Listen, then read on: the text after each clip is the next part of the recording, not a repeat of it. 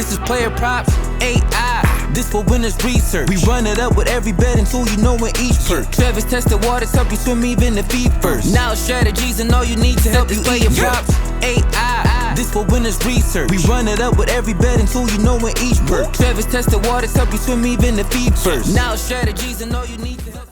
Hey guys, it's me, Travis with PlayerProps.ai. This is a NFL-focused episode, but we don't know exactly if we're doing Saturday football or Sunday night football. So first off, I hope you guys had a great Christmas for everyone who celebrates. Best part about Christmas, in my opinion, is the food. If a lot of people, so my family, for example, a lot of people do like the Thanksgiving dinners, mainly, as like that's the big meal. For my family, for I don't even know how long it's been now, is Christmas is our big meal. So yeah, every year I make something new. That's kind of something I like to do personally. I'm a huge fan of being in the kitchen. I love cooking, and I like trying new things. And there's actually a tie-in to the NFL here, so bear with me. But every year I make something new. So like last year, I tried beef Wellington for the first time, knocked that out of the park. Oh my gosh, that was so good. And this year I was struggling to think of like what's something that I've never made that I want to make for my family for the Christmas dinner. And so this Thanksgiving football slate had the Bengals on it. So I'm watching Thanksgiving NFL on TV. And they were showing all of the players from the game. I don't know what time the Bengals game was, but I knew that it included the Bengals. And they're saying what their favorite Thanksgiving dish is. And it came to like this person liked cranberry sauce, this person liked turkey, this person liked stuffing, and it goes through all like the basic stuffs that everybody in North America knows about. Everyone in the United States, anyway. I know Thanksgiving also is celebrated in Canada. In the month of October, if you didn't know that or not, they actually have their own Thanksgiving. But I don't know, I'm not sure if they have the same dish assortment. But anyway, so they're saying their favorite dish on Thanksgiving Day on TV, and it comes to Jamar Chase. And Jamar Chase says Merlaton. And I'm someone who knows a lot about food because I love cooking food. And I've never heard this word in my life. So what I do is I Google, I go, what the crap did he just say? Like, I know, everybody knows all the Thanksgiving dishes. Thanksgiving dinners and stuff have happened for everybody's entire lifespan. And so I looked it up, and because Jamar Chase grew up in Louisiana, and he went to school for LSU, of course, Louisiana State University, this dish he was referring to is specific to, I don't know if it's New Orleans or Louisiana as a whole, the state or the city, but it's like a Cajun Creole kind of dish that I've never heard of before. So I looked it up, and I'm like, that's going to be what I'm making for my family on Christmas for the dinner. Knocked it out of the park, and everybody really liked it. And so that's what I did yesterday. I was posting pictures in Discord of my play-by-play as I was in the kitchen for a few hours putting that together. But anyway, let's do a quick recap. So we had a profitable NFL day. We missed the first game. We had CeeDee Lamb. That game was just very weird altogether.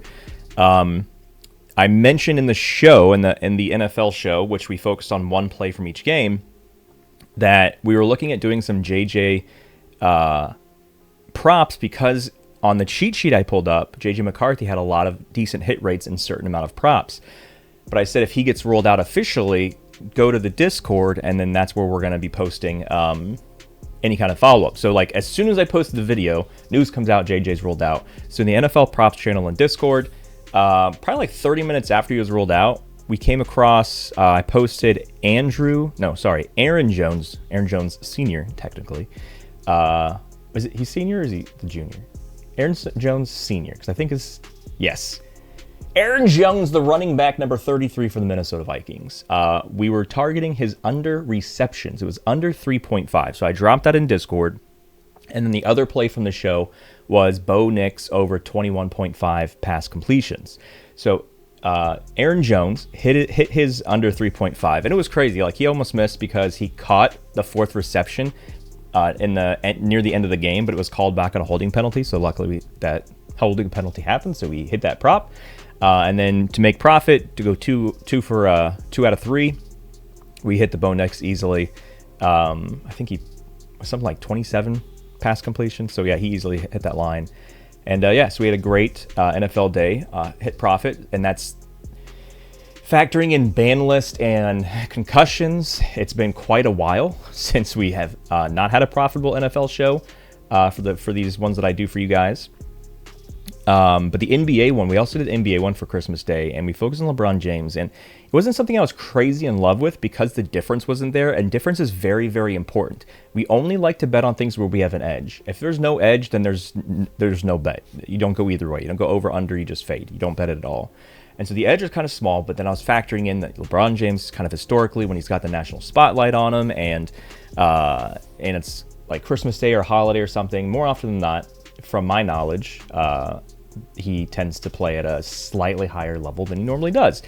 But again, we didn't really factor in that he's grandpa father time, and he's getting a little rusty. He actually was one easy layup attempt, which he made. He made the layup attempt from the ball going in the hoop from hitting. So he hooked us from one shot, and he had a few very easy layups he missed. So what I want to start with before we start looking into the NFL play is I know I always mention ask questions, never stop asking questions. But a question that I kind of want to, that gets asked a lot, which is okay, is the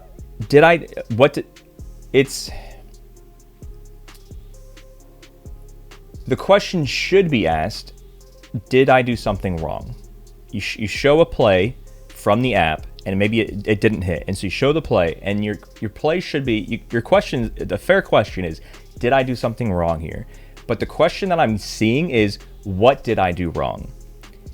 You have to understand that there is no person on planet Earth that will ever hit 100% of their bets. And your goal isn't to hit 100% of your bets, because that's an unattainable goal.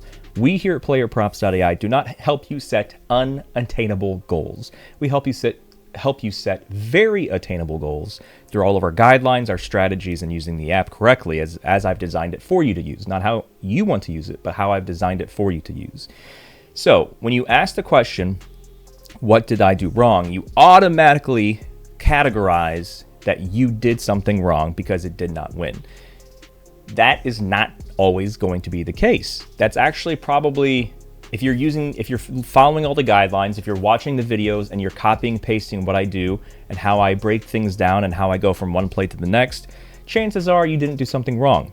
It's just something where you set yourself up for success. And I mention this in almost every episode. Your goal is to set yourself up for success before the game ever starts. And as long as you do that, it's all up to the players after that. But what 99% of people in North America are doing is they're shooting themselves in the foot before the game ever starts, and they're like, oh crap, I lost this bet. Well, of course you did, because you gave yourself a 0.1% chance to hit. So of course it didn't work out for you. But if you look at something and it checks all the dots, it crosses all the T's, you go through the 6 check steps that we keep having in Discord. Like, is it a baby line? Is it this? Is it that? Is it this? Have you looked at this? You go through the 6 check steps, and it checks off all of them. Yep, this looks like a solid play. And you drop it in the Discord. This is the number one most important thing for the newest members out there. If you just joined, the most important thing to expedite your success is to take a screenshot from the PlayerProps.ai app. From something you're looking at, like we have the bar graph, like the full thing, if you're looking at player props anyway, and then you paste it into the VIP channel. So if it's an NBA one, you put it in NBA props. If it's NFL, you drop it in NFL props channel, these VIP channels, and then you kind of post it there because you're trying to get feedback. Hey, I looked at everything. This checks all the dots. Is there anything that I'm not seeing, or anything that I'm missing? And then 20,000 plus people in Discord be like, hey, nope, this looks good. That means you've set yourself up for success. Now, if it doesn't hit, that doesn't mean that you did anything wrong.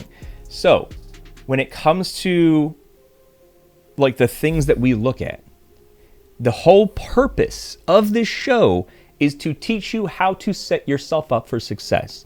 As long as you're doing that, again, it's not going to happen when you're going to hit every single bet, so you have to temper your expectations. But you're going to hit a heck of a lot more bets than you're going to lose compared to what you were doing prior to ever discovering the PlayerProps.ai existed. And that's a guarantee we have. We guarantee that we will curb your losses. We're not going to remove all of your losses. We're not going to give you a 100% hit scenario because we're not psychopaths. We don't lie to you. We're going to set you up for success by reducing your losses, by teaching you. This is what you've been doing wrong. You've been doing this. You've been trying to make this happen. These 0.1% plays. This is how you do things right. This is how you set yourself up for success. So after all is said and done, as long as you know that you did everything in your power to find the best possible play, it makes it easier to stomach the losses. And you might think it might be opposite. To like, well, if I do all this work and I still lose, I'm gonna be even more frustrated. No, because you have a much more mature mindset of, I can only do what I can do. I can only do as much as I can do. It's up to the players. It's up to the play calling. It's everything else that I do not have power over, but I can control everything I do have power over. So do not ask the question of, what did I do wrong? Do not just assume you did something wrong, because if you're listening and doing it exactly how I teach you, more often than not, you're probably not doing anything wrong. It's just the players aren't, they missed one too many shots, or they sneezed when they were going to catch the ball, or they took too many steps out of bounds, or whatever it may be. Things, like I said, outside of your control. So it's okay to ask, did I do something wrong? But do not assume that because a bet loses that you did anything wrong. There's a chance you may have, which is why the Discord exists, to see what you're doing wrong, how to do things right. I know that I keep mentioning this every single episode. You have to join the Discord. There's no excuses. And then there are people like, but I don't do Discord. You're not going to have success. You are not going to be a successful bettor if you're not doing everything that I just said, which is setting yourself up for success by doing everything in your power. Do you have the power to download an app? Yes. Do you have the power to create a free account on an app? Yes. Do you have the power to join the community Discord that we have that's free to join? On top of the free to download app that we have and the free account you can make to get the free access on our app? All these things are yeses. They are inside of your power. You have to do everything in your power to set yourself up for success. Anything less than that should not be people that are okay doing less than that should not be people that are betting on sports. So there's 5 days left of 2025. Did you lose a lot more money than you won this year? Or did you not win as much money as you wanted to win this year? Regardless of either side of that, 2026 needs to be a better year for you and your family. And you're either going to decide to stop betting completely, which is 100% okay. Betting is not for everybody, especially those that are not willing to do the bare minimum. But if you are going to continue to bet, to make 2026 the best year of your life in terms of betting and curbing your losses, it's time for you to at least do the bare minimum. Now that we've gone through that, let's see if we can find something for Saturday games. If not, we're just going to fast forward to Sunday Night Football. So technically there's 3 games we can look at. There's 2 games Saturday and there's 1 Sunday night. But we're going to check out the Saturday ones first here. So, the reason I have FanDuel, so I normally, the default I do like is DraftKings. The reason I have FanDuel is I noticed that DraftKings at the time of this recording does not have player props for one of the games, and FanDuel has for both, so that's why we're doing this. So out of these 2 games, you know what I normally do? I change it to where there's no baby lines. If you want to know what a baby line is, there's a channel in the free Discord that you should be in, that you have to be in because you have no excuses, called trifectas. It says everything, here is the line for rushing yards, here's a line for passing yards, here's a line for this, here's a line for that, here's a line for NBA stats, everything. If it is less than that line, it is what we call a baby line. But going through the 1, 2, 3, 4 current players we have that have a prop available for receiving yards on FanDuel of 40 or higher, there is no green. There's not even a orange. The only thing we have that is colored the same is Ladd McConkey. But it's red, so it means we would target the under. So Houston is an elite pass defense. I know that they're not the best pass defense in the NFL because they're 27 and not 32, but they've been pretty stout this entire season. Do you guys see the defensive onslaught that the Minnesota Vikings and Brian Flores' defense dropped on Jared Goff? It has been over 10 years since the Detroit Lions in any game they've played. And they haven't been great for those 10 years. They've only been great recently. But in the last 10 years, they have never had 6 turnovers. Minnesota Vikings embarrassed them. They had a quarterback that should never have played in the NFL pass for, what was it, like a net 27 yards passing. They didn't need any offense because they kept getting the ball away from the Detroit offense. That was, if you're a Detroit Lions fan, I know Mo, if you're watching this, and other people on our Discord, oh my gosh, I would have ripped all the hair out of my head because you were still in playoff contention. You were still in playoff contention, and you lost to Max Brosmer and the Minnesota Vikings. That is the worst day to be a Detroit Lions fan in the history of the Detroit Lions. I mean, that and the fact that you were the first team ever to go 0-16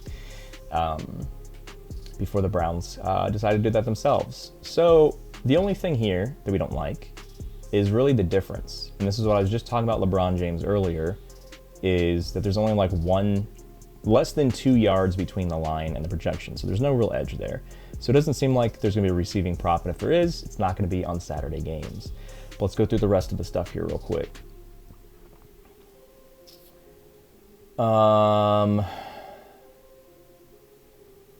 So I'm looking at the colors of the defensive matchups first, and then I'm quickly scanning the differences. So we still have it filtered at 40 plus because the minimum line for rushing yards is the same for receiving yards.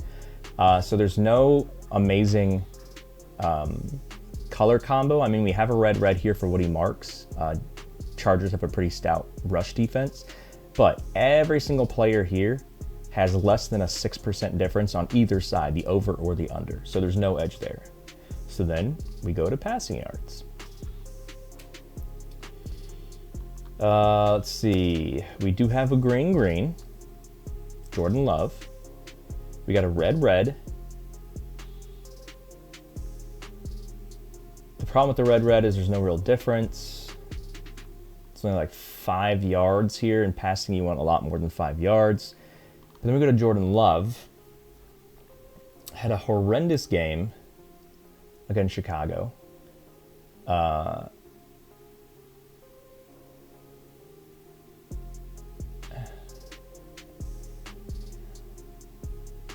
I feel like this coincides with no, maybe not. I was gonna say does his hit rates coincide with how banged up Josh Jacobs is for them to be able to establish a run game. 51% chance of rain. Jordan Love is not 100%. Christian Watson's not 100%. Josh Jacobs has no injury designation, so that's interesting. I thought he was Q, but I guess he's already 100% good to go. Lamar Jackson is doubtful. So Lamar Jackson's not going to play this game because this is on Saturday, and Saturday's literally tomorrow. Are the Green Bay Packers going to go up quick over Baltimore, who already has the worst pass defense in the NFL in the last 3 games? The 7th worst pass defense in the NFL over the course of the season. And so their defense horrendous, but now their star quarterback is gone and they have a backup quarterback. I think this may be an issue of them going up early. 37 degrees. Ugh. Them going up early and running the clock out for the entire second half. Going up 14 points or more at halftime. That'd be my only concern. So, assuming the sportsbooks know,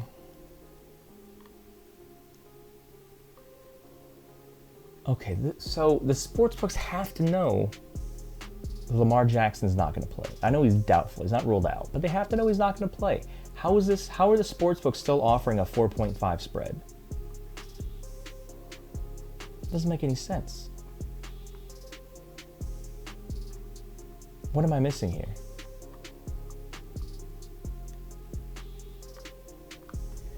hold on.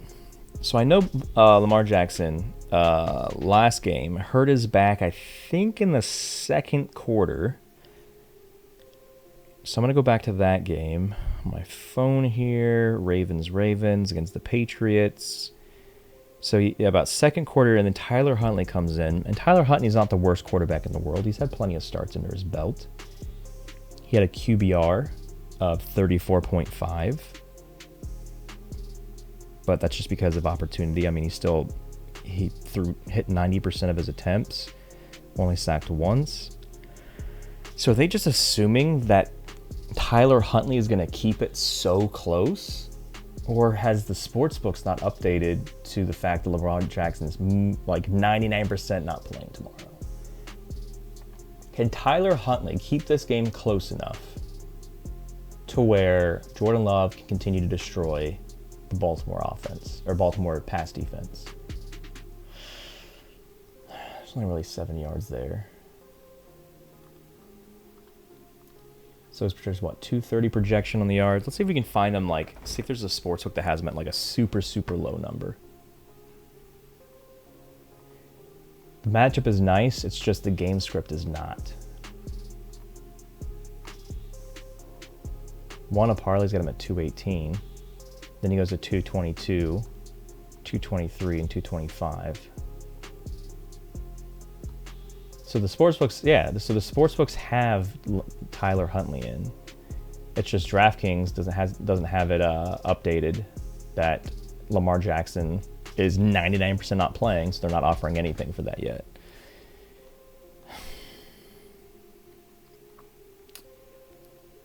I think what we're going to do is we're going to back pocket that. I'm not in love with it, so we're going to see if we can find something else we're in love with. So we're going to go from passing yards. Let's look at receptions.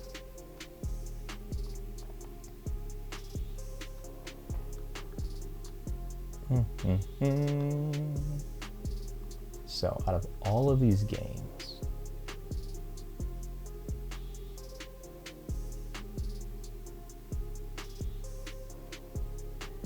the Chargers have already been eliminated. Houston is still in contention. Baltimore, I believe, is already eliminated. And then Green Bay Packers, are they fighting for a specific seed here? No, have they been eliminated? Wait. Green Bay's already clinched.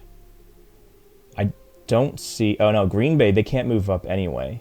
So Green Bay's 9-5, and even if they win the next two games... So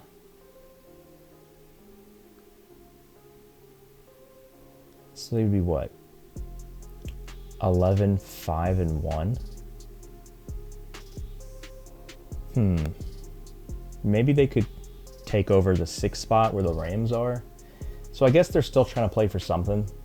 So it's Houston and Green Bay are the ones that are playing for something.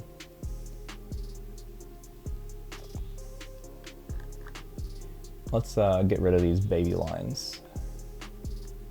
Oop. Okay. So we got Nico, we got Ladd, we got Dalton. The highest percentage difference on receptions on the over is 6.9. Quentin Johnson. That's a pretty juicy under, though.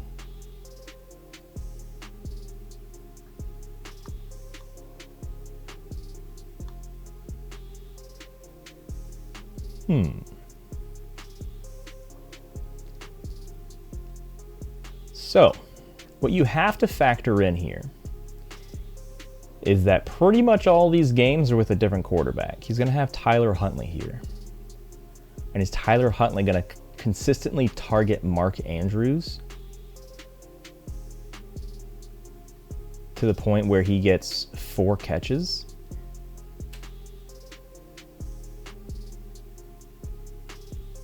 Which he's only done 27% this season. I mean, he had these 2 monster games in week 3, week 4, and then...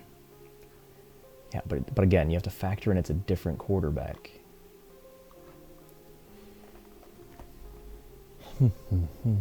This is, I don't want to do anything that starts with a 2. -200 is too juicy. Oh, we also have a ban list anyway. We don't play any Chargers receiving options. That's on the NFL ban list channel in the Discord. So Chargers are out. So we have Hughes, and I'm not going to do anything Baltimore because we don't have enough information on Tyler Huntley this season.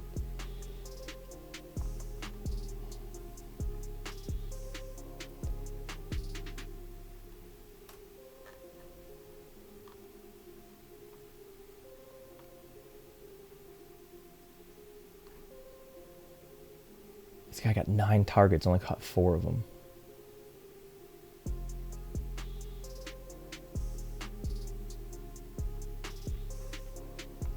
Gets a 4th of all targets, 25.2%. Very, very high, which is why that's green. But the projection's so little difference there.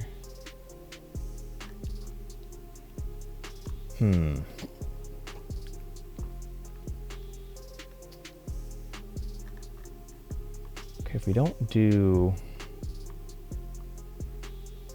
receptions, we can look at touchdowns.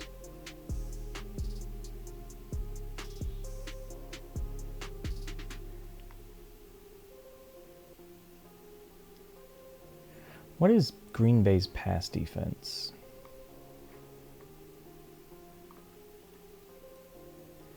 Okay, so Green Bay is the 25th best pass defense this year, but in the last 3 games, they have, don't pay attention to this right now. Well, I guess you can look at this for the data on Tyler Huntley. So these are the last 2 games he started last year. And then this is his limited playing time here. He did have a start here this season.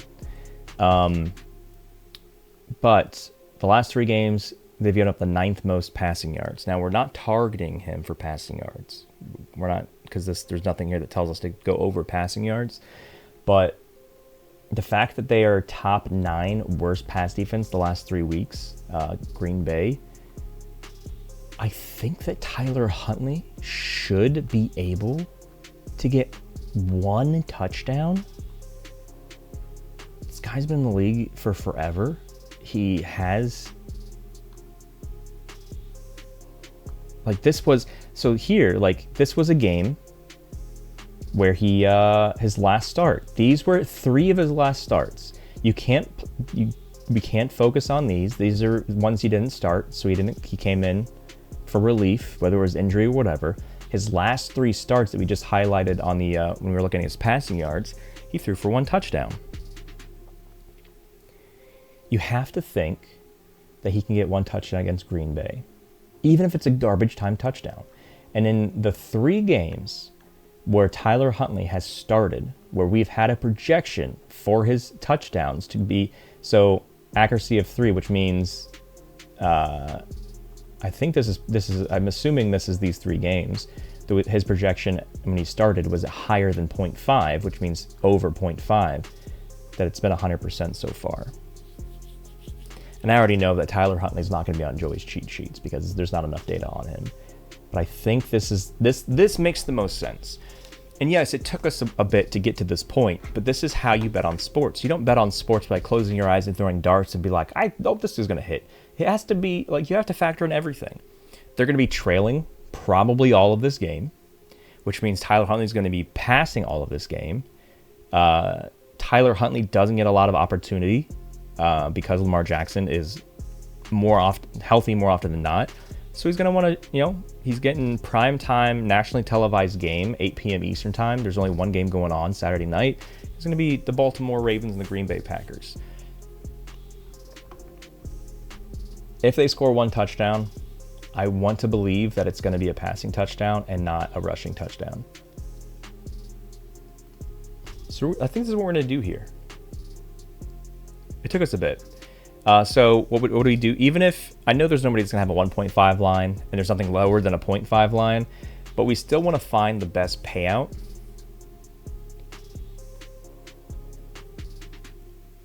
And that's what we go here. So it tells us who is the best payout. So the best payout on the over is 1 a parlay .online -147. But yeah, that's I think that's what we're rocking with here. Took us a minute, ladies and gents, but we got there. Any questions whatsoever, ask in Discord, where you have to be if you want your 2026 to be a successful betting year. I saw right before I hit record that the U.S.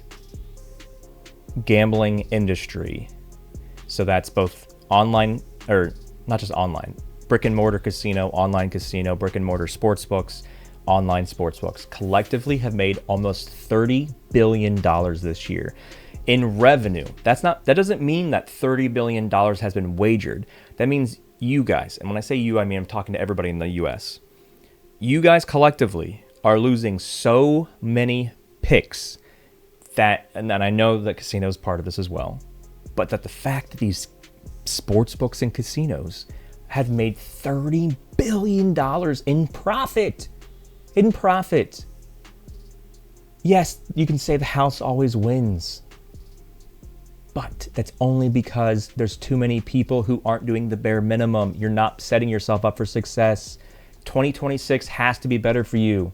Make it a better year. Do the bare minimum. If you just caught me like a month ago or 2 months ago, or maybe for the NFL season, start and you haven't started listening to the words that coming out of my mouth, and you haven't started using the PlayerProps.ai app yet, and you haven't gotten the Discord yet, make sure in the next 5 days that you do all of these things, so January 1st, you're ready to rock and roll. Get in the Discord, get the app, ask questions, get better, do better, and be better. We'll see you guys in the Discord. Good luck.